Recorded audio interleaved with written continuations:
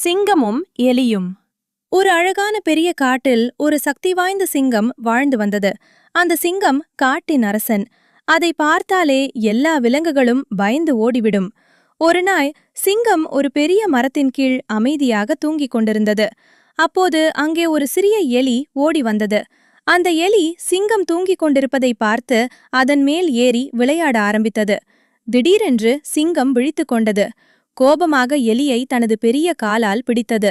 பயந்த எலி கெஞ்சியது, அரசே, தயவு செய்து என்னை விடுங்கள். ஒரு நாள் நான் உங்களுக்கு உதவி செய்வேன். அதை கேட்ட சிங்கம் சிரித்தது. நீ போன்ற சிறிய எலி என்ன உதவி செய்ய முடியும் என்று நினைத்தாலும் அது எலியை விட்டுவிட்டது. சில நாட்கள் கழித்து வேட்டைக்காரர்கள் அந்த சிங்கத்தை ஒரு வலையில் பிடித்து விட்டார்கள். சிங்கம் வெளியே வர முடியாமல் சிக்கிக் கொண்டது. அப்போது அந்த சிறிய எலி அங்கே வந்தது.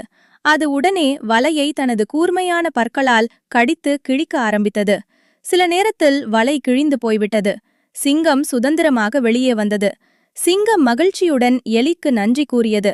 அப்போது அது புரிந்து கொண்டது, சிறியவர்களையும் ஒருபோதும் குறைத்து மதிக்கக்கூடாது.